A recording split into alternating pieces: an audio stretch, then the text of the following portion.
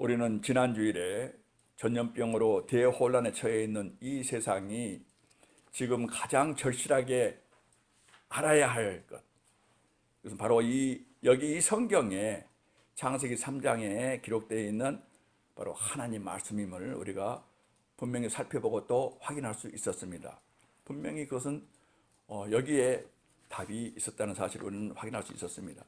하나님께서는 그 이후에도, 창세기 이후에도 구약 성경을 통해서 특히 계속해서 시대마다 그의 종들을 통해서 우리 인류에게 그들의 문제를 알려주시고 경고해 오셨는데요, 직접 하신 게 아니라 그 방법은 하나님께서 자신의 제사장 나라로 삼으신 선민 이스라엘을 통해서 그 메시지를 간접적으로 이 세상을 향해서 주셨습니다. 물론 직접적으로는 하나님의 백성 제사장의 나라 선민 이스라엘에게 그 말씀을 주셨어요. 이와 관련해서 사도 바울은 그의 로마서에서 이렇게 알려주고 있습니다. 그런즉 유대인의 나음이 무엇이며 유대인의 할례 유익이 무엇이뇨? 범사에 많지만 그 중에 첫째는 저희가 하나님의 말씀을 맡았음이니라. 아멘입니다. Then what advantage is there in being a Jew? Or what value is there in circumcision? Much in every way. First of all, they have been entrusted with the very word of God. 이스라엘의 참으로 민족은 특별한 민족입니다. 그러나 다른 데 특별한 게 있는 것이 아니라 똑같이 죄인이로되, 그러나 그 중에 가장 첫째 되는 일은 하나님 말씀을 인류를 대신해서 하나님께서 이 선민에게 전부 다 맡기셨다는 바로 이 사실입니다. 그래서 그들은 인류를 위해서 하나님 말씀을 계속 기록해 온 거예요. 유대인들은 하나님을 위해서 특별히 쓰임받은 민족인데, 그것은 무엇보다도 우선 그들이 우리 인류를 위해서 하나님 말씀을 기록하고 보존하고 또 관리하는 일을 맡은 것이라, 이런 말씀입니다. 이것이 바로 구약 성경입니다. 오늘 우리 본문 말씀은 또 BC 750년경에 기록된 말씀인데요, 유다 멸망의 한 170년 전에 우시야 왕 때에 기록한 그런 말씀으로 추정이 됩니다.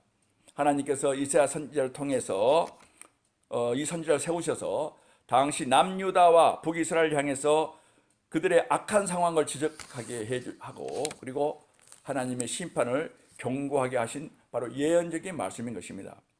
한때 성군 다윗과 솔로몬의 시대에는 그토록 위대하고 강했던 바로 이 신정 정치의 이스라엘이 그 신앙이 점점 무너짐으로써 이제 모든 것이 점점 잘못된 방향으로 가고 있었던 때입니다. 그래서 이사야 선지자는 백성들에게 그들이 어려움을 겪고 있는 것은 여호와 신앙을 저버리고 타락한 가운데에 살고 있기 때문이라는 사실을 알려주고 있는 그런 말씀들이죠. 나아가서 이사야 선지자는요, 만약 그들이 회개치 않고 계속해서 불신앙으로 일관한다면은 그들에게 하나님의 심판이 임할 것임을 경고하고 있는 그런 말씀입니다. 그런데 구약의 이스라엘은 하나님께서 모든 인류에게 또는 모든 열방들에게 하나님을 드러내 보여주시고 또 메시지를 전해 주시기 위해서 직접 전하신 것이 아니라 선민으로 하나님 제사장 국가인 바로 이스라엘을, 바로 그 나라를 세우셨어요. 그러니 자신에 관한 것은 오직 이스라엘을 통해서만 전하시는 그런 방법이 구약의 방법입니다. 이것은 신약 시대도 마찬가지입니다. 사실상 하나님께서는 영적 이스라엘인 교회를 통해서 이 세상을 향해서 또는 모든 인류를 향해서 하나님의 뜻을 알리시고 경고하시고 또 복음을 선포하고 계시지 않습니까? 교회의 사명이에요. 그래서 모든 말씀은 교회에게 주신 말씀이지만 또 이해할 수 있는 데는 교회밖에 없지만, 그러나 그 말씀을 어찌든지 세상에 전하기 위해서 또는 인류를 향해서 전하기, 땅끝까지 전하기 위해서 교회를 세우시고 사용하고 계신 거예요. 그래서 성경 말씀은 간접적으로는 모든 인생들에게 바로 경고하시고 또 준비시키시고 복음을 선포하기 위해서 기록되어 있는 거란 말입니다. 그러나 직접적으로는 받을 수가 없습니다. 교회가 그 전해줘야 돼요. 설명해 주고 복음을 정말 선포해 줘야 됩니다. 그래서 우리는 하나님께서 선지자를 통해서 이스라엘에게 주고 계시는 말씀들을 상고할 때에 자주 하나님께서 우리 인류를 향해서 주고 계시는 메시지를 자주 발견하게 됩니다. 예를 들면 종말에 있을 마지막 심판에 관한 말씀을 보면 특히 그러합니다. 이것은 모든 인류가 다 알아야 돼요. 왜냐하면 그들의 현실이기 때문에. 요엘 선지자는 이스라엘 향해서 주신 예언 말씀이지만은 사실은 이 세상 향해서 이렇게 외쳤습니다. 요엘서 2장 31절 말씀에 여호와의 크고 두려운 날이 이르기 전에 해가 어두워지고 달이 핏빛같이 변하려니와 누구든지 여호와의 이름을 부르는 자는 구원을 얻으리니 이는 나 여호와의 말대로 시온산과 예루살렘에서 피할 자가 있을 것이며 남은 자 중에 나 여호와의 부름을 받을 자가 있을 것임이라. 아멘입니다. 이것은 바로 이스라엘 주신 말씀이었지만 그러나 이 세상에 누구든지 여호와 이름을 부른 자가 앞으로 있을 것인데 그들은 구원을 얻을 것이다. 그러니 여호와 이름을 부르거라 하고 복음을 주신 거예요. 바로 그래서 사도 베드로가 성령 강림 이후에 첫 번째로 이 요엘서를 인용해서 이것은 이스라엘뿐이 아니라 바로 여러분 모두에게 또 이방 모든 국가에게 다 선포한 주시는 말씀입니다. 이렇게 선포했던 것입니다. 그것이 오늘 우리의 복음이에요. 그래서 우리도 이 말씀을 인용해서 하나님께서 이렇게 바로 이렇게 말씀하셨다고 복음을 전하는 거예요. 오늘 우리가 보고 있는 이 이사야서 5장의 말씀도 그러합니다. 하나님께서는 이스라엘 향해서 주시는 이 말씀을 통해서 동시에 우리 인류의 참상을 알려주고 계셔서 우리는 이 말씀으로 지금 특히 지금 현재 이 순간 이 세상이 처해 있는 이 상황을 잘 조명해 볼 수가 있습니다. 창세기 3장 말씀과 동일하게 우리는 이 말씀을 또 그런 각도에서 조명해 볼 수 있어야 돼요. 성경에 관한 한 가지 놀라운 사실은 성경은 진정한 의미에서 시공을 초월하는 그런 말씀이에요. 예나 지금이나 한결같은 말씀이란 말입니다. 또 멀리 저 아프리카 사람들이나 여기 살고 있는 우리나 미국 사람이나 다 똑같아요. 한결같이 적용될 수 있는 책이란 말입니다. 세상의 책들은 지금은 20, 30년만 지나도 고서적으로 분리돼 버립니다. 초고속 시대는 요즘은 몇십 년도 안 가요. 단 몇 년만 지나도 옛날 책으로 그냥 한쪽으로 치워져 버려요. 그만큼 홍수처럼 책들이 많이 나오고 있지 않습니까? 그러나 성경은 전혀 그렇지 않아요. 무려 3,500년 전에 기록이 시작된 모세 오경을 시작으로 1,500년 동안 계속해서 기록되어 오다가 2,000년 전에 마지막 요한계시록이 써진 그때까지 해서 마감이 됨으로써 이렇게 기록된 책임에도 불구하고 무려 지금부터 2,000년 전에 마감된 책이에요. 그래서 그때 완성된 책인데 그럼에도 불구하고 지금 이 순간도 놀랍도록 바로 현대적이고 최첨단의 책으로 읽혀지고 있는 책이 바로 성경이에요. 지금 이 순간에도 이건 최첨단의 서적이란 말입니다. 책이란 말입니다. 그래서 지금 이 순간도 수많은 사람들이 인종과 지역 또는 언어나 이런 직업에 이건 초월해서 그 누구라도 이 성경을 통해서 복음을 받고 그리고 새 피조물로 새로 태어나는 역사가 일어난 책이 바로 이 성경책입니다. 그런 시대를 초월하고 사람들의 인종과 지역을 초월해서 지금 이 순간도 생명의 역사가 일어나게 하는 책이 바로 이 성경책이에요. 이건 너무나 당연한 일이지 않겠습니까?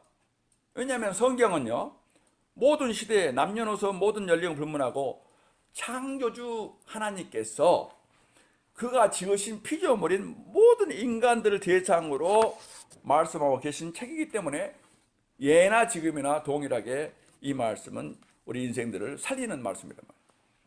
하나님께서는 어제도 오늘도 영원토록 동일하신 창조주시고 또한 우리 인간도 마찬가지로 시대를 막론하고 4,000년 전이나 2,000년 전이나 1,000년 전이나 지금이나 본질적으로 조금도 변한 것이 없기 때문에 창조주와 피조물의 관계에서 주시는 말씀이란 말이에요. 그래서 영원한 책이세요.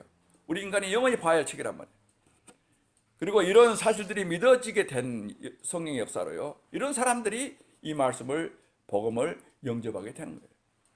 이런 책이 바로 성경입니다. 오늘 본문을 보면 여기 이스라엘 사람들이 있습니다. 그들은 지금 어려움에 빠져 있습니다. 모든 것이 잘못되어 가고 있고 그들은 너무나 많은 어려움을 지금 경험하고 있는 거예요. 외세 침략도 있고 여러 가지가 생겨요. 이 사실을 지금 그들은 너무 잘 알고 있어요. 그러나 문제는 그런 모든 일들이 왜 일어나게 되었는지에 대해서는 그들은 전혀 깨닫지를 못하고 있었어요. 무지한 상태에 있었단 말입니다.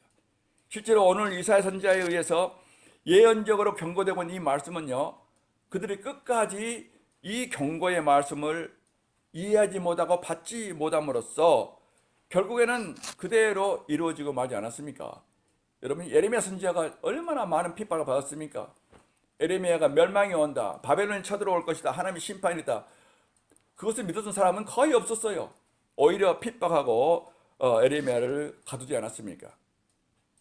자, 북이스라엘은 그래서 이사야의 경고로부터 오늘 20년, 30년 후인 BC 722년에 아수르에게 멸망을 당하고 말았어요. 예언대로요. 그리고 남유다는 그로부터 한 20년 후인 701년에 BC 701년에 아수르의 사네립의 침공을 받고 고통을 심하게 겪었고, 그때 정말 히스기야가 눈물로 기도해서 고통과 환란을 정말 하나님의 도우심으로 이제 지날 수가 있었죠. 그러나 결국은 그들의 불신앙은 계속되어서 결국 586년 BC에 바벨론에 의해서 멸망당함으로써 오늘 이사야의 이 포도원의 노래를 통해서 예언적으로 경고된 말씀들이 그대로 역사적으로 이루어지고 만 것입니다.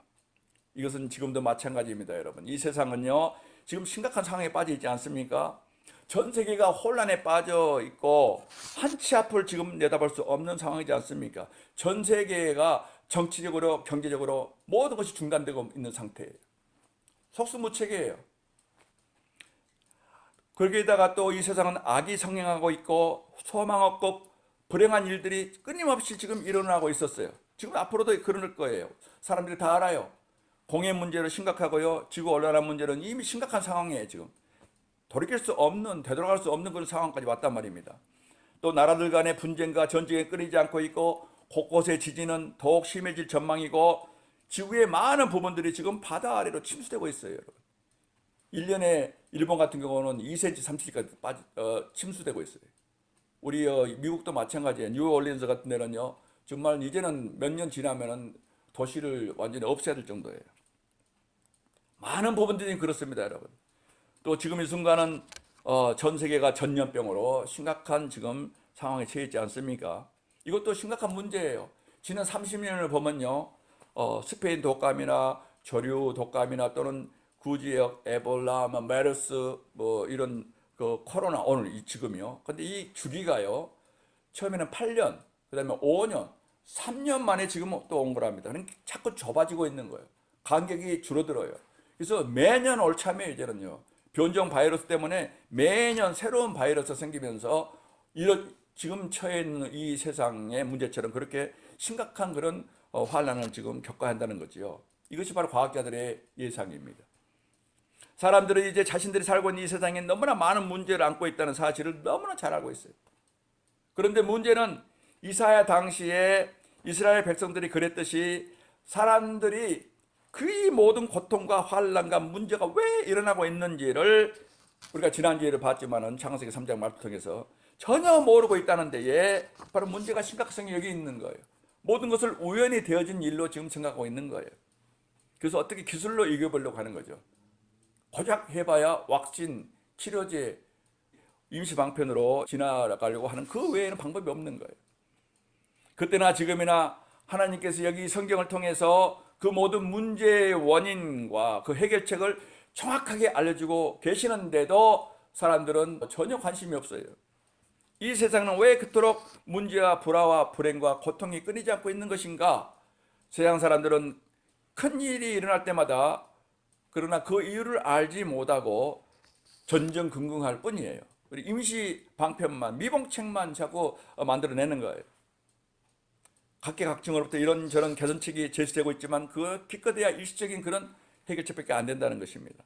지난주에 우리가 상고했던 창세기 3장과 마찬가지로 이 포도원의 노래라고 불리우고 있는 오늘 우리 본문 5장, 이사야서 5장도요, 성경 전체에 흐르고 있는 이 중요한 주제, 인간에게 왜 그런 문제들이 좀 끊임없이 일어나고 있는가, 이 주제를 다루고 있는 말씀이에요. 우리 인류는 도대체 무엇이 잘못되어 있는 것인가? 이 세상은 왜 이렇게 비참한 지경에 빠져 있는 것인가? 어떻게 하면 이 모든 문제들이 바로 될 수가 있는 것인가? 그리고 우리는 이런 모든 문제들의 원인과 그 해결책이 이 성경에서 오늘 이런 말씀뿐이 아니라 곳곳에서 반복해서 하나님께서 해결책을 제시해 주고 계신 사실에 우리는 주목해야 돼요. 그리고 믿는 우리가 이 사실을 전해야 돼요. 성경 말씀은 믿는 자들 위한 거예요. 이 말씀을 받고 복음으로 전해야 한다는 거죠. 우리가 안 전하면 알 수가 없어요. 세상 사람들은 이 특별 계시를 받을 수가 없거든요. 오늘 이사야 선지자도 그의 이 예언시 포도원의 노래를 통해서 마치 그림을 그려서 보여주듯이 그 진상들을 우리에게 정말 상세하게 보여주고 있어요. 그래서 우리는 이 말씀을 묵상하는 것입니다. 이 그림은요, 우선 첫 번째 장면이 1절에 보면요, 혼자서 포도원을 만드신 어떤 한 포도원의 주인에 관한 내용이에요. 이사야는 이 포도원의 주인을 나의 사랑하는 자라고 부르고 있습니다.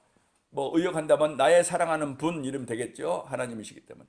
1절 보십니다. 내가 나의 사랑하는 자를 위하여 노래하되 나의 사랑하는 자의 포도원을 노래하리라. 나의 사랑하는 자에게 포도원이 있으며 심히 기름진 산내로다. I will sing for the one I love a song about his vineyard. My loved one had a vineyard on a fertile hillside. 이 포도원 주인은요, 최고의 포도원을 만들었다고 그랬어요. 포도나무가 훗날 열매를 많이 맺을 수 있도록 심히 기름진 땅에 가장 비옥한 땅을 골라서 그곳에 포도원을 만들었다고 노래하고 있어요. 그는 모든 돌들을 다 골라내고 울타리를 치고 이어지는 내용입니다만은 그 주위에 벽을 쌓고 망대를 세우고 또 질 좋은 포도주를 만들기 위해서 술틀까지 마련해 놨다고 그렇게 계속해서 노래하고 있어요. 그리고 극상품의 포도나무를 구해와서 바로 그곳에다가 정성을 들여서 그 기름진 땅에 이 극상품 포도나무를 심었어요. 이 모든 일을 끝내놓고 그는 이제 수확할 날만을 기다리고 있었다는 것입니다.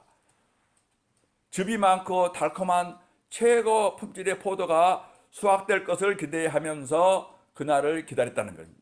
이 포도원의 주인이요. 그리고 드디어 수확철이 되자 그는 열린 포도송이들을 땄습니다.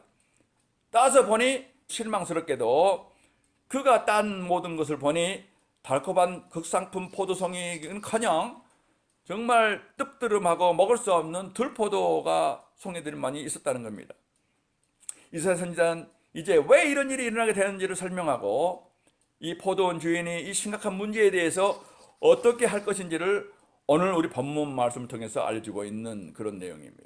그래서 중요한 메시지를 담고 있는 것이지요. 우선 본문 7절에 보면요, 이사야는요, 이 포도원의 비유에 나오는 상징들이 무엇을 의미하고 있는지를 이 7절에서 알려주고 있지요. 대저 만군의 여호와의 포도원은 이스라엘 족속이요 그의 기뻐하신 나무는 유다 사람이라. 그들에게 공평을 바라셨더니 도리어 포악이요 그들에게 의로움을 바라셨더니 도리어 부르짖음이었도다. 들포도의 열매를 지금 얘기하고 있죠. 오늘 하나님께서 이사야 선지자를 통해서 주고 계시는 이 포도원의 비유는 우선 1차적으로는 하나님과 이스라엘과 유다 사람들에 관한 얘기로 되어 있어요. 그러나 궁극적으로는 이스라엘 백성들이 주는 이 메시지를 통해서 이 세상을 향한 바로 하나님의 메시지요. 지금 이 시대는 이 세상을 향한 기독교 복음의 메시지인 거예요. 그래서 동시에 하나님의 구원의 메시지가 담겨 있는 것이란 말입니다. 사람들의 문제가 무엇입니까, 여러분? 왜 오늘날 이 세상이 이처럼 비참한 상태에 빠져 있는 것입니까? 성경은 이에 대해서 처음부터 끝까지 중요하게 한 가지 대답을 주고 있어요. 그것은 바로 사람들은 자기 자신에 대한 진실을 전혀 알지 못하고 있다는 거예요. 그래서 그 모든 어려움에서 빠져나오지를 못하고 있는 거예요. 해결책을 강구할 수가 없기 때문입니다. 지식이 많고 학문이 발전되어 있는 이 시대이지만 오히려 정작 사람들은 가장 심각한 그들의 문제가 무엇입니까? 그건 그들이 자신들에 대해서는 지독하게 무지한 상태에 있다는 사실이에요. 당시 이스라엘 사람들의 문제도 마찬가지입니다. 이스라엘은 하나님께서 그분 자신을 위해서 만드신 나라였어요. 하나님께서 자신의 영광을 위해서 택하시고 선민 삼으신 나라였단 말입니다. 이 세상에 다른 나라도 많이 있었지만은 하나님께서는 만세 전에 작정해 놓으신 대로 갈대아 우르에서 아브라함이라는 사람을 불러내시고 내가 너에게서 나를 위한 큰 한 민족을 나라를 만들겠다 이렇게 약속하셨어요. 이렇게 해서 생겨난 이스라엘이라는 나라는 다른 나라들과는 전혀 다른 나라였어요. 달라야만 했던 나라입니다. 그러나 이스라엘은 이 사실을 깨닫지 못했습니다. 그러자 여러 가지 문제들이 발생한 거예요. 그들은 자신들을 다른 이방 나라들과 동일하게 생각하고 싶어 했어요. 시간이 지날수록 선민으로서 삶을 싫어했다는 말입니다. 하나님께 주신 십계명과 도덕률, 율법을 좋아하지 않았어요. 율법에 등을 돌리고 살았어요. 그래서 그들은 늘 원망과 불평 가운데에 하나님께 등을 돌리고 살았던 역사가 이스라엘 역사예요. 처음에는 출애굽에서는 하나님께 감사했죠. 그런데 시간이 지나면서 주변에 있는 국가들과 자신들과의 자신들의 처지를 보고 속박을 여긴 거예요. 주변의 모든 이방인들이 부러워 보였던 거예요. 그래서 그들의 신들인 바알신이나 아세라나 이런 것 신들을 섬겼지 않았습니까? 결국은 통혼도 하고 그들의 삶이 좋아 보였던 거예요. 왜 우리는 저 가난한 사람들처럼 살아서는 안 되는 것인가? 시간이 지날수록 그들은 계속해서 그런 생각을 했던 거예요. 다른 나라 사람들은 안식일을 지킬 필요도 없고 그들이 하고 싶은 대로 하며 살고 있는데 왜 우리는 율법을 지켜야 되고 이렇게 족쇄처럼 채워놓고 계시는 것인가? 이런 생각을 하게 된 거예요. 그래서 멋대로 행동했던 그들은 그래서 결국은 멸망당하고 만 것입니다. 이 문제는 지금까지 우리 인류의 주된 문제로 남아 있습니다. 그대로 이스라엘의 상황은 그대로 우리 인류의 상황으로 지금 비춰봐야 돼요. 인류는요 자신에 관한 진실에 대해서 너무나 무지하고 있는 거예요. 이 진실이 무엇입니까? 그것은 바로 포도원 주인이 포도원을 만든 것은요 자신을 위해서 자신의 영광을 즐거움을 위해서 포도원을 만든 것이에요. 마찬가지로 하나님께서도 그분 자신을 위해서 우리 인간들을 지으셨다는 거예요. 이 사실을 우리는 성경을 통해서 확신해야 돼요. 하나님께서는 그분 자신의 영광과 즐거움을 위해서 우리 인생들을 지으셨다는 사실이에요. 여러분, 우리 인간이 그저 다른 피조물처럼 동물이나 짐승처럼 그런 존재에 불과한 것입니까? 인간이라는 존재가 그저 아베마나 또는 이 미생물에 시작해서 원숭이가 되고 원숭이가 진화해서 사람이 된 것입니까? 마치 그렇게 살고 있지 않습니까 지금? 우리 인류는 그렇게 살고 있다는 거예요. 그러나 그건 사실이 아니지 않습니까? 우리는 오늘 이사야 선지자 말씀에서 그 답을 얻게 돼요. 2절에 보시면요. 땅을 파서 돌을 제하고 극상품 포도나무를 심었었도다. He planted it with the choicest vines. 극상품의 포도나무예요. 이 말씀은 창조에 대한 하나님의 창조에 대한 한 폭의 정말 완벽한 그림과도 같은 표현이에요, 여러분. 이것은 우리 인간을 위해서 세상을 만드신 그 하나님에 대한 놀라운 상징의 표현입니다. 그 포도원 주인은 우리 하나님께서는 가장 비옥한 땅을 완전하게 손질해서 더욱더 비옥하게 만드신 다음에 그곳에 극상품 포도나무를 심어 놓으셨다는 거예요. 이것은 인류 창조에 대해서 창세기에서 말씀하신 내용의 비유적인 표현이에요. 창세기 1장 26절에 하나님이 가라사대 우리의 형상을 따라 우리의 모양대로 우리가 사람을 만들자. 하나님의 형상을 따라서 하나님 모양대로 사람을 지으셨다는 거예요. 성도 여러분, 우리 인간은요 하나님의 극상품 포도나무임을 믿으시기 바랍니다. 인간은 그저 우연히 진화되어서 생겨난 짐승과 방불한 그런 존재가 아니라는 말씀이지요. 진화론자들이 아무리 주장해도 그것은 증거 없는 하나의 가설에 불과할 뿐이에요. 인간을 인간답게 해주는 것은요 이 극상품을 이루고 있는 것들이 우리 인간에게 있기 때문이에요. 우리 인간이 조금이라도 거룩함을 흉내낼 수 있고 조금이라도 짐승과 다른 것은요 우리에게 남아있는 흔적이 있어요. 하나님의 흔적이기 때문에 바로 짐승과 뭔가 차이가 나는 그런 삶으로 살아왔어요. 근데 이 시대는 그렇지 않다는 거죠.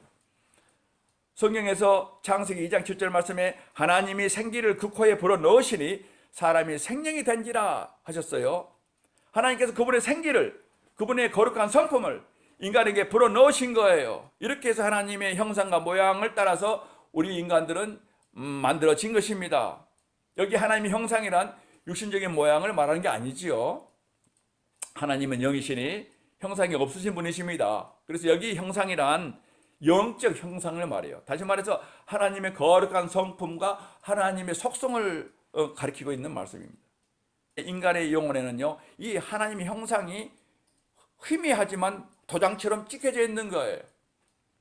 이것뿐이 아닙니다. 오늘 본문 1절에 보면 하나님은 심히 기름진 산에 사람을 두셨다라고 노래하고 있어요. 그리고 땅을 파고 돌을 제거하셨다는 거예요. 우리는 이사야 이 그림에서 무엇을 볼 수 있습니까? 심히 기름진 산이고요. 땅을 잘 돌을 제거하면서 김을 매주고 이랬다는 거예요. 하나님께서요. 여기 심히 기름진 곳, 땅을 파고 돌을 다 제거하고 손질하신 곳, 바로 이곳에 하나님의 형상을 따라 지음받은 사람을 그곳에 두셨다는, 심었다는 거예요. 바로 이것이 어디입니까? 우리가 지난주일에 봤지만은 창세기 3장의 낙원이에요. 에덴 동산이란 말입니다. 가장 완벽한 곳, 완전히 비옥한 곳에 바로 이 에덴 동산을 비유하고 있는 거예요. 성경의 가장 중요한 계시 중에 하나는 이 세상은 처음 창조됐을 때엔 전혀 지금과 같지 않았다는 사실이에요. 이 사실을 우리는 분명히 성경을 통해서 정말 주목해야 돼요. 그런데 지금 우리가 보고 있는 이 세상은 그때와는 너무나 전혀 다른 무질서하고 무법하고 가시 엉겅퀴가 있고 어둡고 타락한 세상이라는 사실이에요. 세상이란 말 자체가요, 성경 원어로 헬라어로 코스모스예요. 코스모스는 바로 하모니, 조화, 오더, 질서란 말이에요. 여자들 화장품이 코스메릭 아닙니까? 이것은 코스모스 나온 거예요. 화장이란 얼굴을 잘 단정하고 정돈하는 것을 말하는 거예요. 하나님께서 지으신 이 온 우주 만유, 또 이 지구의 이 코스모스를 생각하면 완벽하게 질서롭고 조화로운 거였어요. 정확하게 하나님 말씀으로 이루어진 그런 아름답고 완벽한 것이었다는 거죠. 하나님께서 그런데 어둡고 무질서하고 혼돈 상태를 깨끗하고 질서 있게 정돈하셔서 만들어 놓은 것이 바로 코스모스예요. 그래서 이 세상이라는 의미죠. 하나님께서는 그분 자신의 형상대로 인간을 지으셨고 그들을 바로 그 완벽한 낙원에 두셨다는 거예요. 이 극상품 포도는요, 열매 맺기에 가장 좋은 땅, 심히 기름진 산에 심겨졌던 거예요. 가장 완벽한 환경이었습니다. 이제 사람들은 왜 이 세상이 이렇게 잘못되고 무질서하고 타락하고 부조화스럽고 악한 것으로 변해버렸는지를 생각해야 돼요. 이제는 사람들이 그걸 생각해야 됩니다. 그뿐이 아니지요. 오늘 2절에 또 보면요, 그 주인은 그 중에 망대를 세웠다고 알려주고 있어요. 망대를 세웠다. 이것은 또 어떤 그림입니까? 고대 사회에서요, 포도원에 늘 망대가 있어요. 망을 보는 것이죠, 물론. 원래 망대는 그때 포도를 지키고 보호할 목적으로 세워진 것이지만 실제로는요, 그 주된 용도는 다른 데 있어요. 그건 포도원 주인이 포도원에 나와서 자신의 시간을 보내는 것이에요. 포도원을 보면서 그 망대에 올라가서 휴식을 취하고 그리고 그 아름다운 열매를 보며 즐기는 데 있는 거예요. 자신이 갖고 있는 포도원을 망대에 올라가서 전부 다 내려다 보면서 즐기는 거예요. 이 장면은 인간의 기원에 대해서 완벽한 그림을 보여주고 있습니다. 하나님께서는 에덴 동산에 날이 서늘할 저녁쯤에 동산에 내려와서 거니시면서 아담과 하와, 인간과 이야기를 나누시며 교제를 나누셨어요. 이것이 바로 우리 하나님께서 망대를 세우신 바로 그 노래의 내용입니다. 그래서 우리 인간들과 교제하기 위해서 우리를 지으시고 포도원에 잡고 오신 거예요. 우리 인간은 창조주 하나님의 친구였다는 말씀입니다. 그분은 당신의 기쁨과 영광을 위해서 우리 인간을 지으셨고 그들을 그 완벽한 낙원 동산 가운데 두셨고 그들을 찾아오셔서 망대에서 마치 포도원과 교제했듯이 그렇게 우리 인간들과 교제를 나누시면서 즐거워하셨어요. 그러면 하나님께서는 그들에게 무엇을 기대했던 것입니까? 오늘 이사야 그림에서 보면요, 하나님은 그들에게 열매, 포도나무이기 때문에 당연하게 열매를 기대하게 되는 거죠. 열매 맺기를 원하신 거예요. 오늘 7절 말씀 보면요, 그분은 공평과 의로움의 열매를 맺기를 기대하셨던 거예요. 정성 들여서 심어놓은 이 나무에서 공평과 의로움의 열매를 정말 기대했던 거예요. 공평이란 정의를 말하고 의로움이란 진리와 거룩한 삶을 의미하지 않습니까? 그런데 이것은 오늘날 매우 심각한 문제 아닙니까? 이 세상은 공평과 의로움을 고사하고 갈수록 인간의 삶을 위한 기본적인 법들이 다 무너져가고 지금은 찾아볼 수가 없어요. 인간의 어떤 존엄성을 찾아볼 수가 없습니다. 오늘날 사람들이 어떻게 살고 있는지 여러분 생각해보면 금방 알 수 있을 거예요. 가까운 예로 혼인 서약을 할 때마다 저는 우리 자녀들이 참 복되고 감사할 뿐이죠. 혼인 서약은 정말 신성하고 정말 구속력이 있는 것이어야 돼요. 평생을 지켜야 할 혼인 서약이에요. 이런 서약이나 계약이나 이런 약속은 사람들은 내 팬치 그치고 제멋대로 행동하는 이 시대란 말입니다. 하물며 다른 계약들은 말할 나위가 있고 다른 약속들은 말할 나위가 없어요. 진정한 정의와 신의와 진실이라는 것은 오늘날 사람들 사이에서는 찾아볼 수가 없는 거예요. 하나님의 형상을 찾아볼 수가 없어요. 이제는요. 우리 인간은 결국 먹고 마시고 쾌락을 즐기고 하는 짐승들과 갈수록 흡사해지고 있는 거예요. 지금요. 동물들은요 상대를 가리지 않고 난잡한 행위를 합니다. 성의 자유를 부르짖고 있는 이 음란한 세대가 그래요. 지금요. 1년에도 몇 병씩 바꿔가면서 날이 갈수록 짐승의 모습으로 변해가고 있는 거예요. 여러분 사람들이 왜 대마초를 하는지 아세요? 왜 마약을 하는지 아세요? 갈수록 많은 사람들이 이걸 즐기잖아요. 특히 선진국들이. 우리도 마찬가지예요. 지금 우리 사회도 지금 다 병들어가고 있잖아요. 한국도요. 왜 그래요? 왜 대마초를 하고 왜 마약을 해요? 그것은 인간으로서 골치 아픈 문제는 자꾸 싫어지는 거예요. 가족의 매인 것도 싫고 다 싫은 거예요. 그럼 뭐예요? 원색적이고 이성 없는 짐승과 같은 그런 상태가 이 마약이 만들어주기 때문에 그 순간만큼은 다 잊어버리고 본능적으로 살 수가 있거든요. 그래서 마약이 그렇게 인기가 있는 거예요. 여러분 사람들이 자신의 삶에서 책임지고 싶어하지 않아요. 지금요. 다 잊어버리고 짐승처럼 그렇게 쾌락을 추구하며 살기 위해서 마약을 하는 거예요. 그러나 인간이란 어떤 존재입니까 여러분? 이 질문에 대한 바른 답은 오직 성경의 계시로만 이루어질 수가 있어요. 자기 형상대로 사람을 만드신 하나님께서는 사람들로부터 무언가를 기대하십니다. 하나님께서는요 사람들을 피조물의 영장으로 만드셨고 따라서 그들이 다른 피조물과는 다르게 살도록 그렇게 만들어 놓으셨어요. 이성 없는 동물들은요 그들의 본능에 따라서 부끄러움도 없이 수치도 없이 그렇게 살아가는 거예요. 그러나 하나님께서는 사람들이 인간들이 거룩하신 하나님의 형상을 닮아서 정의와 진리와 거룩한 삶을 살 것을 기대하시며 그런 열매를 바라시고 삶의 열매죠. 분별력을 기대하고 계신 거예요. 이것이 우리 인간 존재에 대한 성경의 가르침이에요. 하나님의 형상대로 지음받았기 때문에 우리 인간은 특별한 기준에 따라 살아야 하며 하나님과 창조자 하나님과 동반자가 되도록 의도된 존재가 바로 우리 인간인 거예요. 여러분, 저와 여러분은 하나님의 이 기대에 얼마나 부응하며 살고 있는 것입니까? 이 시간 돌아보시기 바랍니다. 오늘 이 포도원의 비유 말씀으로 여러분 또 저의 자신의 참 존재를 우리가 비춰볼 수 있기를 간절히 바랍니다. 우리 인간은 자신에 대해서 너무 무지하기 때문에. 첫 번째 메시지입니다. 두 번째 메시지가 무엇입니까? 포도원 비유가 주고 있는 두 번째 메시지는요, 인간들의 생각과 행동이 철저하게 앞뒤가 맞지 않다는 사실이에요. 3절 보세요. 예루살렘 거민과 유다 사람들아 구하노니 이제 나와 내 포도원 사이에 판단하라 했어요. 하나님이 답답하셔서 이사야를 통해서 이렇게 외치게 하신 거예요. 나는 이 포도원이 극상품 열매를 맺을 수 있도록 모든 걸 다 해주었다.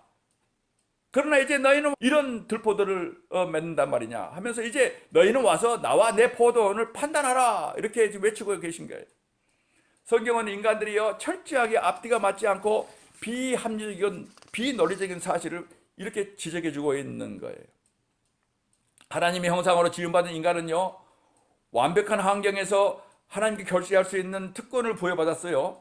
그들은 의롭고 거룩한 삶을 살도록 모든 조건을 다 갖추고 있었던 거예요. 하나님이 다 주셨어요. 부여하셨어요. 그런데 그들이 했던 일이 무엇입니까? 그들은 고의적으로 하나님의 법을 경멸했고 하나님에 대해서 반역했고 하나님께 등을 돌렸고 정반대 방향으로 가버렸어요. 불순종과 반역의 연속이에요. 여러분, 사랑하는 교회 여러분, 사람들은 왜 그렇게 한 것입니까? 하나님의 요구에 잘못된 것이 있습니까? 다 해주시고 그리고 자연스럽게 열매 맺기만 받았어요. 하나님이 최고의 조건을 주셨단 말입니다. 우리에게서 그리고 정의와 의로움과 거룩함의 열매를 기대하셨던 거예요. 십계명에 대해서 사람들이 반대한 이유가 뭐가 있겠습니까? 하나님을 정말 예배하고 그분만을 섬겨라, 우상에 절하지 말라. 왜 거부하는 거예요? 왜? 창조자 하나님께서 피조물을 인간에게 준 이 명령에 무슨 잘못이 있는 것입니까? 그런데도 이상하게 생명도 없는 나무 조각으로 만드는 상 앞에, 또 쇠 조각 앞에 가서 막 절하고 있는 거예요. 이해할 수 없잖아요. 하나님이 살아계시는데 고의로 일부러 그렇게 나무를 깎아서 만들어 놓고 거기다가 막 절하고 있는 거예요. 얼마나 엉뚱합니까, 여러분? 돌덩어리나 나무 덩어리가 살아있는 것입니까? 부모를 공경하라, 살인하지 말라, 간음하지 말라, 이런 모든 계명에 대해서 왜 반대하느냐는 거예요. 이유가 없어요. 반대할 이유가 하나도 없는 거예요. 우리 유익을 위해서 주신 하나님의 법도란 말입니다. 살인하지 말라, 간음하지 말라, 여러분 도둑질하지 말라, 거짓 증거하지 말라, 이웃의 집을 탐내지 말라. 그런데 탐내는 거예요. 얼마나 앞뒤가 맞지 않는, 왜냐하면 반대할 이유가 하나도 없거든요. 이 명령들이 잘못되고 비합리적인 것이 아니잖아요. 하나님은 우리에게 거룩한 성품 주시고, 그리고 바로 이렇게 살라 하고 이런 계명을 주신 거예요. 그런데 인간들은 어쩌면 하나같이 이 모든 것을 대적하고 있는 거예요. 오늘 포도원 주인은 말씀하고 계십니다. 3절에 예루살렘 거민과 유다 사람들아, 내가 너희에게 구하노니 이제 나와 내 포도원 사이를 판단해 보라. 10계명에 있는 하나님의 요구 가운데 무리한 것이 있거나 비합리적인 것이 있으면 말하라는 거예요. 무리한 것을 요구했느냐 내가? 하나님께서는 그들에게 정의와 진리와 거룩한 삶을 살 수 있도록 그렇게 모든 걸 다 부여하셨어요. 그리고 바라셨어요. 그러나 이 세상의 전쟁, 분쟁, 이 세상의 모든 악한 일들이 얼마나 지금 환영하고 있지 않습니까? 이 세상은 사실상 미쳐있는 상태예요. 죄에 탐닉하고 아주 방향을 잃고 있어요. 이런 삶은 정신 이상이라고 할 수 있어요. 앞뒤가 전혀 맞지 않는 비합리적인 결정이에요. 다 갖추어 좋은데도 불구하고 그걸 삐져나가는 거예요. 창조주 하나님에 대한 반역과 그분과 거룩한 법을 경멸하는 것은 그야말로 이성 없는 짐승들의 무분별한 그런 결정이라는 거죠. 사람들은 본능과 욕정에 빠져 있고 또 육신의 소욕에 따라서 짐승들의 수준에서 지금 살고 있는 거예요. 자신의 고귀한 그런 지위를 다 버리고 일부러 그렇게 낮아지고 있는 거예요. 비천해지는 거예요. 얼마나 비합리적입니까, 여러분? 그래서 앞뒤가 맞질 않아요. 그래서 하나님께서는 와서 판단해 보라는 거예요. 한번 생각해 봐라 이거. 성도 여러분, 여러분은 또 저는 하나님 앞에서 앞뒤가 맞지 않는 인간의 모습을 참으로 다시 한번 생각해 봐야 돼요. 그리고 참으로 하나님이 어르시고 이 세상은 이유 없이 그렇게 반응하고 있는 거예요. 오늘 저와 여러분은 예루살렘 거민과 유다 사람들아 구하노니 이제 나와 내 포도원 사이에 판단하라, 이 하나님의 음성을 들을 수 있기를 간절히 바랍니다. 마지막 세 번째가 무엇입니까? 오늘 포도원의 비유가 우리에게 주는 세 번째 중요한 메시지는요, 우리 인간이 너무나 분명하고 공경연하게 타락하고 있던 사실이에요. 2절 마지막을 보면요, 좋은 포도 맺기를 바랐더니 들포도를 맺혔도다. 4절 하반절에도 말씀 보면요, 내가 좋은 포도를 맺기를 기다렸거늘 들포도를 맺히면 어찌미뇨.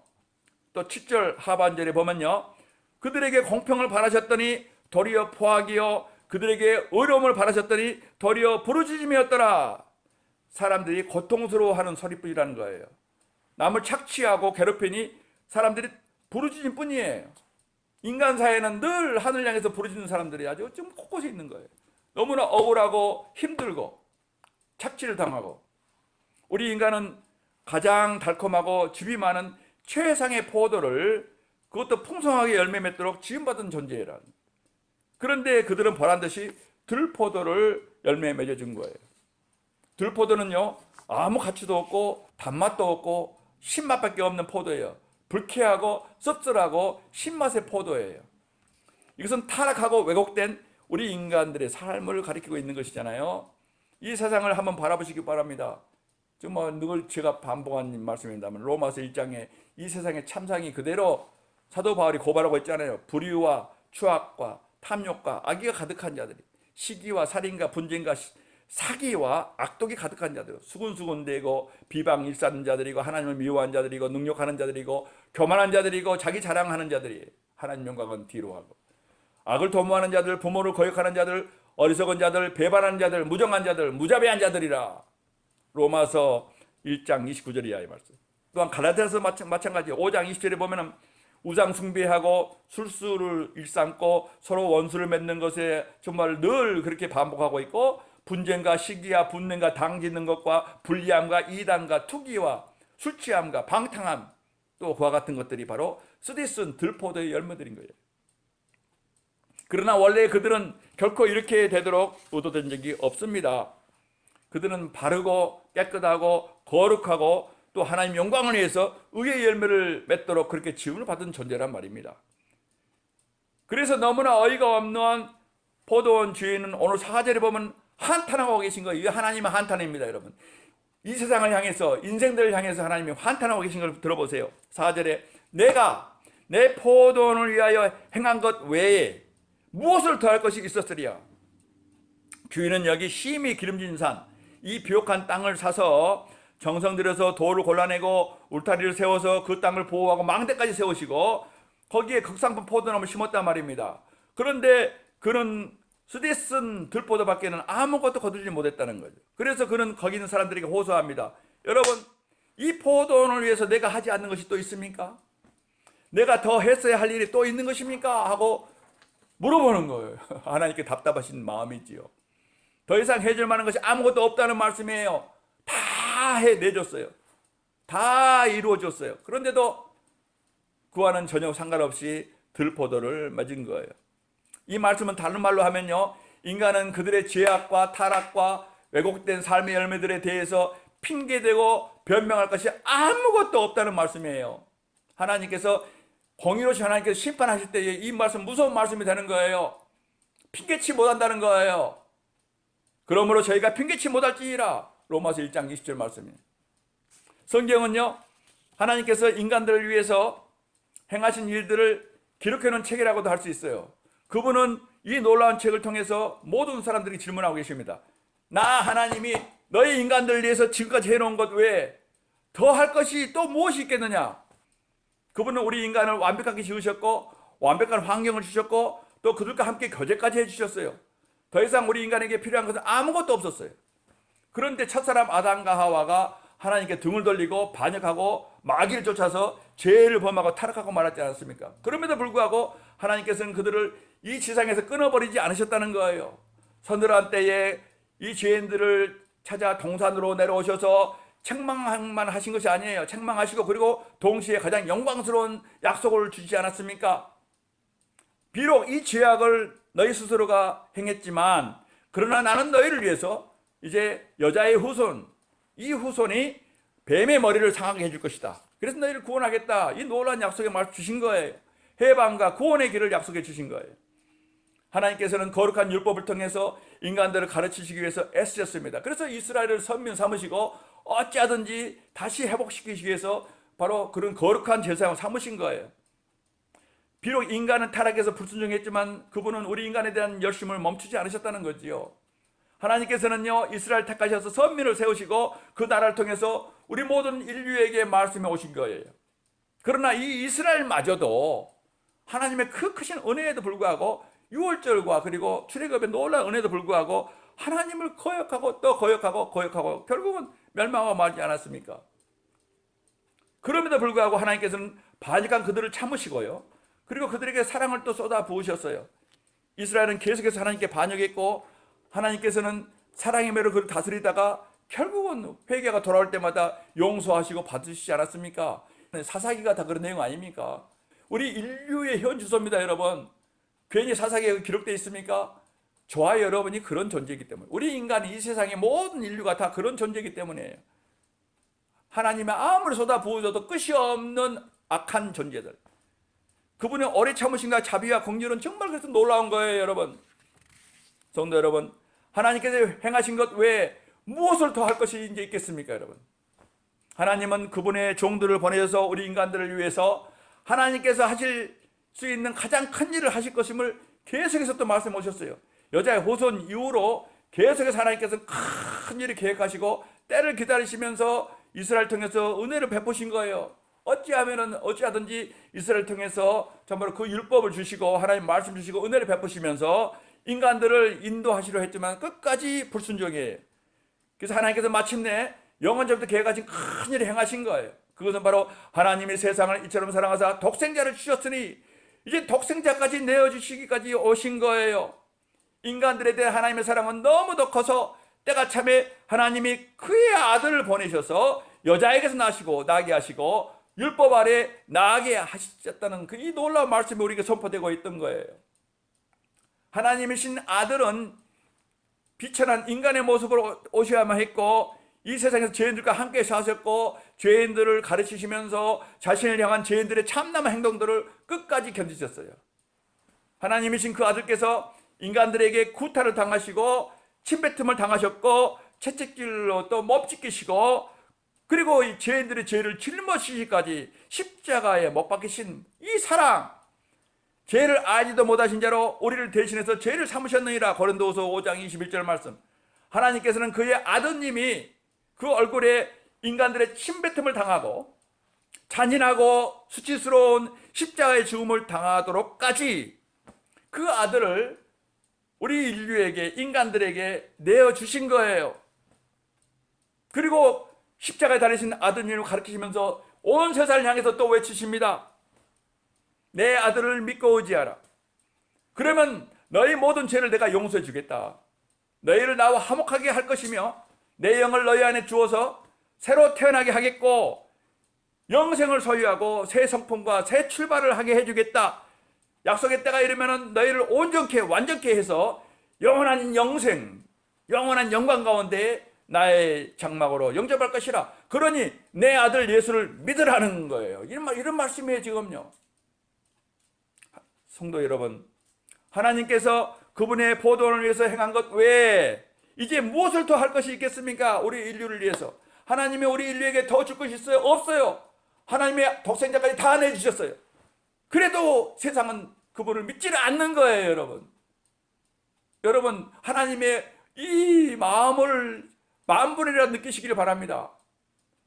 정말이에요, 여러분. 하나님의 이 마음이 여기 다 노래되고 있는데 이렇게까지 해주신데도 세상은 하나님을 거부하고 있는 거예요. 지금도 대부분의 사람들은 믿질 않아요. 그리고 아직도 지금도 돌 조각 나무 조각 가서 절하고 있는 거예요. 창조주 하나님을 뒤로 하고 돌 앞에 가서 절하고 있는 거예요, 여러분. 의문이 안 생기겠습니까, 여러분? 얼마나 잘못된 일인지요. 그런데 사람들은 무지해서 몰라요, 여러분. 그분은 독생자까지 내어주심으로써 이제 할 수 있는 모든 것을 자신의 독생자까지 다 내어주시고 더 주실 것이 없을 정도로 다 주셨어요, 여러분. 그러니 이제 그 누구도 하나님을 거부한 것에 대해서 변명의 여지가 이제 정말 먼지만큼도 없는 거예요. 그래서 여러분, 종말의 심판은 무서운 심판이 되는 거예요, 여러분. 공의의 심판이에요, 이제는요. 하나님이 독생자 내시기까지 용서하시다 하셨는데 거부한 그런 영혼들에 대해서는 하나님의 공의의 심판만이 있는 거예요, 이제는요. 하나님의 엄청난 은혜를 거부한 사람들에게는 단 한 가지 하나님의 공의의 심판뿐이에요, 이제는요. 이 심판은 하나님의 거룩한 율법을 어겼을 뿐 아니라 동시에 거저 주시는 하나님의 구원의 선물과 은혜를 싫다고 거부한 거예요. 독생자를 죽이시기까지 하나님이 그렇게 은혜를 베푸셨는데 이사야 선지자는요, 이 심판에 대해서 오늘 본문 5절 6절에서 이렇게 알려주고 있습니다. 심판을 보면 얼마나 무서운지 몰라요. 이제 내가 내 포도원에 어떻게 행할 것을 너에게 이르리라. 내가 그 울타리를 걷어 먹힘을 당케 하고 그 담을 헐어 짓밟히게 할 것이요 내가 그것으로 황목케 하리니 다시는 가지를 자릅이나 북을 돋우지 못하며 진려와 형극이 날 것이며 내가 또 구름을 명하여 그 위에 비를 내리지 말라 하리라. 오늘날 세상이 이 지경이 된 것은요, 이 세상이 바로 이 하나님의 저주 아래 있기 때문이에요. 그 아들과 그분의 은혜를 주시는 구원의 선물을 거부하고 있기 때문에 이 세상이 저토록 처참한 상황에 놓여 있는 거예요. 앞으로는 더 심해요, 여러분. 전에도 없는 후에도 없는 그런 환난이라 그랬어요, 하나님께서, 주님께서요. 하나님께서 그분의 축복을 거두고 계시기 때문에 이 세상 갈수록 가시 엉겅퀴로 저렇게 힘들어지는 거예요. 5절에 보면요, 내가 그 울타리를 걷어 먹힘을 당케 하며 마귀가 막 들어와서 맘 놓고 해집고 다니는 거예요. 그 담을 헐어서 짓밟히게 할 것이요. 여러분 잘 아실 거예요. 마지막 때가 되면요, 억제하는 분을 성령의 역사가 끝나는 거예요. 일단은요. 중단돼요. 그때는 지금같이 은혜가 없어요, 여러분. 하늘에도 해도 안 비치고 비도 안 내려요, 여러분. 하나님이 지금은 다 내려주세요. 의인이나 악인이나. 그러나 그때가 되면요, 은혜의 손이 거두어지는 거예요. 그리고 공의 심판만 있는 거예요. 이 바로 재림의 나팔이 지금 울려 퍼지고 있는데, 인간들로서는 지금 위기에 처해 있는 거예요, 지금요. 오직 하나님 한 분만이 정말로 악한 자들보다 마귀보다 강하시고 그들을 제압할 수가 있으시니 우리 인생들을 보호하시면 그 한 분뿐인데 그분을 외면하고 있다니요. 하나님을 거부하는 것은요, 그 울타리와 담이 헐어져 있기 때문에 악한 영들이요, 제 집 드나들듯이 마음대로 들락거리는 거예요. 지금 이 세상이 그러잖아요. 마귀가 자기 멋대로 하는 거예요, 지금요. 악하고 더러운 영들이요, 하나님을 거부한 자들을 강하고 무서운 힘으로 공격합니다, 지금. 그래서 언역이 이렇게 이 지구상에 창궐하고 있는 거예요. 무섭지 않습니까, 여러분?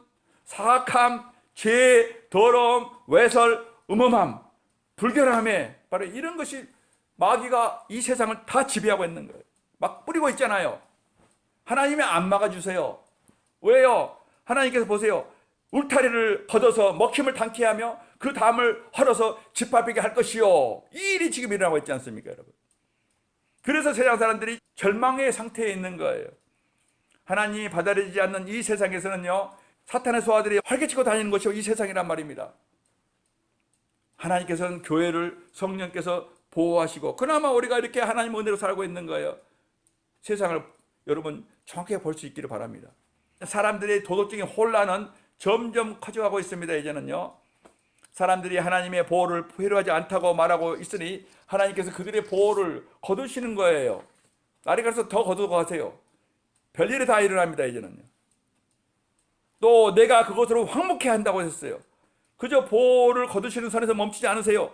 아예 그 포도원을 황목해 하실 것이라는 말씀이에요. 폐허로 만드시겠다는 거예요. 실제로 북이스라엘은요, BC 722년에 아수르의 살만에셀의 공격으로 초토화되고 말았어요. 모든 토지가 황폐게 되고 말았어요. 남유다는 BC 586년에 바벨론의 느부갓네살에게 멸망당해서 거기도 완전히 예루살렘의 불바다가 됐잖아요. 폐허가 되어버렸어요, 여러분. 이제 장차 마지막 때가 되면 어떻습니까? 베드로후서 3장 7절 말씀에 정말로 하나님의 진노의 심판이 임할 때는요, 이제 하늘과 땅은 불사르기 위하여 간수된 바 되어 경건치 아니한 사람들의 심판과 멸망의 날까지 보존하여 두신 것이라. 그때 가면은 여러분 멸망의 정말 심판이 임할 때는 베드로서 3장 10절 말씀에 주의 날이 도적같이 오리니 그날에는 하늘이 큰 소리로 떠나가고 체질이 뜨거운 불에 풀어지고 땅과 그 중에 있는 모든 것이 벌거벗은 듯 되리라. 상상하기 어려워요. 본 적이 없으니까. 어떻게 하늘이 큰 소리로 떠나갑니까? 체질이 모든 엘리먼트가 뜨거운 불에 다 녹아버린다는 거예요. 이 세상에 다 지나가버리고 사라지고 없는 거예요, 여러분. 상상해나 갑니까, 여러분?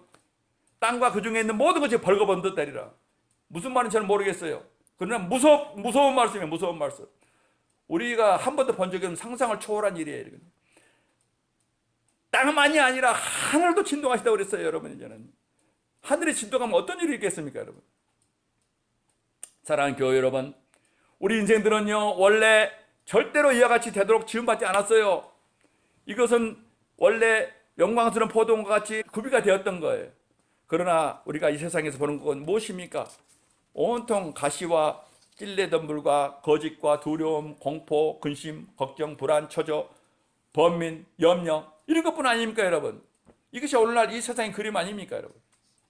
이 포도원의 노래를 통해서 하나님께서 우리 인생들에게 주고 계시는 메시지가 무엇입니까? 그것은 우리 모든 인생들에게는 오직 한 가지 소망밖에 희망밖에 없다는 사실입니다. 그것은 죄에 대해서 어떠한 변명해주도 없음을 인정해야 돼요. 인정해야 돼요. 더 이상 주실 것이 없을 정도로 많은 은혜를 받은 우리 인생들이에요. 그래서 변명해지가 없음을 인정하고 더 늦기 전에 회개하고 하나님께 돌아서라는 거예요. 죄를 인정하고 고백하고 하나님께 이렇게 말씀드려야 돼요. 하나님, 우리는 하나님의 영광을 위해서 거룩한 열매를 맺도록 하나님에 의해서 지음받은 자들입니다. 그러나 스디슨 들포도 열매만을 맺고 살고 있습니다. 그런데 오늘 이 하나님 말씀을 통해서 내가 내 독생자를 보낸 것 외에 무엇을 더할 것이 있었으랴? 이 하나님의 음성을 듣습니다. 이래야 돼요. 이 질문에 대한 우리 인생의 대답은 오직 한 가지뿐이에요. 하나님께서 하실 일은 더 없습니다. 하나님이 하실 일은 하나님 없어요. 독생자 아드님 안에서 모든 걸 다 주셨고 정말로 하나님 넘치도록 하셨습니다. 저는 이제 예수 그리스도를 나의 구주로 믿기를 정말로 사모하고 원합니다. 바로 이거밖에는 길이 없는 거예요. 더 이상 하나님이 우리에게 주실 거 없어요. 독생자가 내주셨는데 뭘 더 주실 수가 있겠냐 말이에요. 그래도 안 돌아와요, 여러분. 교우 여러분, 그리스도께서는요, 저와 여러분의 죄의 형벌과 죄책을 담당하시기 위해서 오셨지 않습니까? 우리에게 필요한 모든 것이 다 예수 그리스도 안에 있는 거예요. 새로운 삶, 새 생명, 새 소망, 부활의 소망, 영생, 이 모든 것이 다 있다는 거예요. 그 안에, 그분 안에 다 있어요. 우리는 알아요.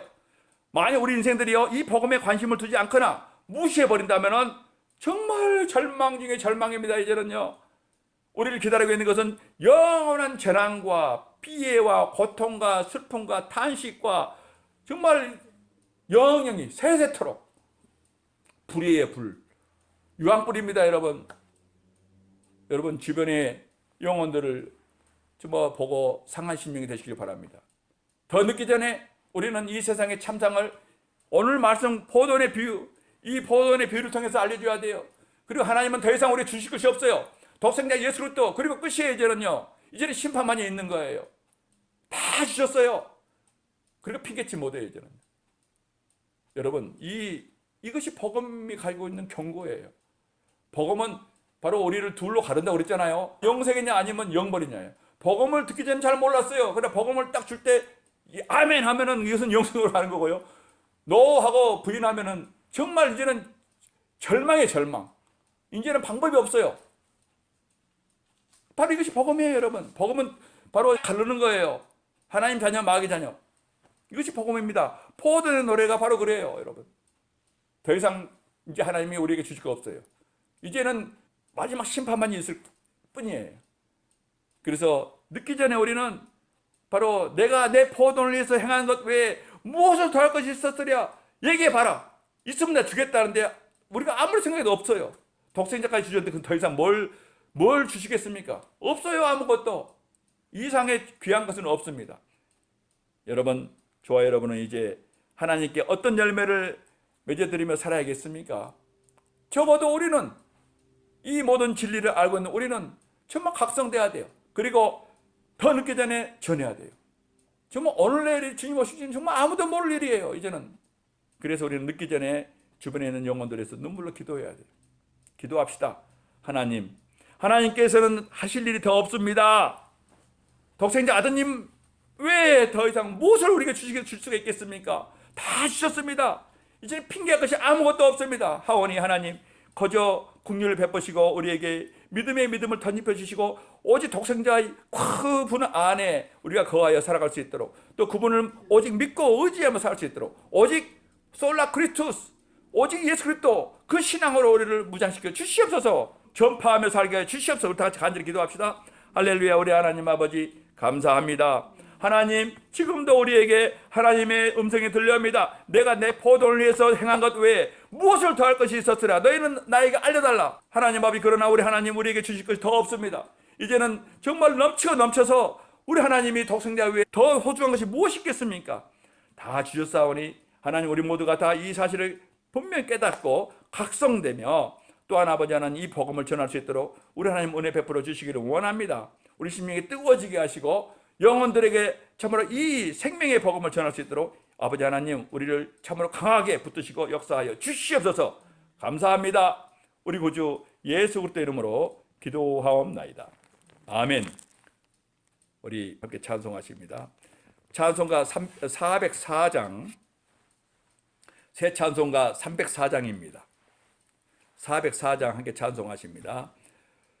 그 크신 하나님의 사랑 말로 다 형용 못하네. 저 높고 높은 별을 넘어 이 낮고 낮은 땅 위에 죄범한 영혼 거하려 그 아들 보내 화목제로 삼으시고 죄 용서하셨네. 하나님 크신 사랑은 청량다 못하며 영원히 변치 않는 사랑 성도여 찬양하세.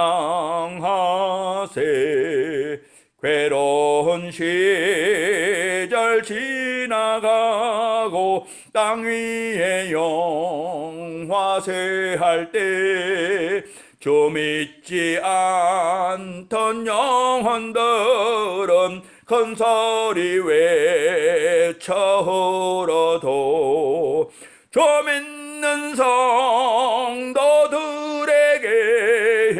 큰 사랑 베푸사 우리의 죄 사했으니 그 은혜 잊을까.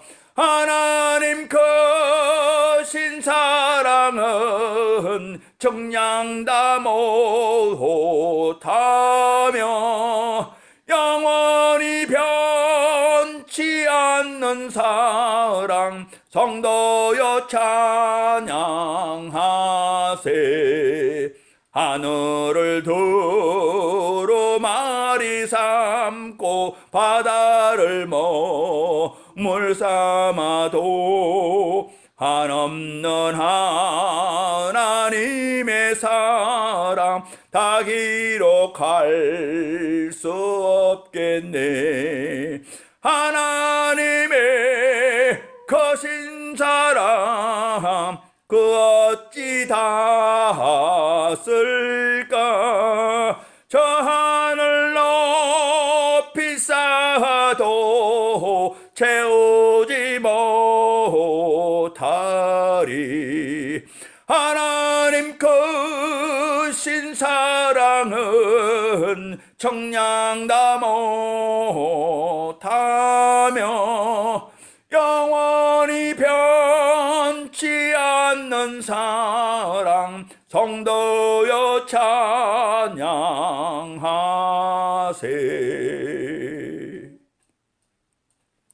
다 같이 기도하십니다.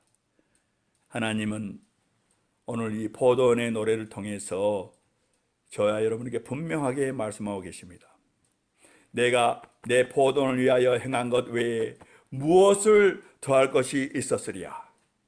여러분, 저와 여러분은 이제 하나님께 참으로 열매를 맺어드리며 살아야 할 그런 특별하게 은혜 받은 자들입니다.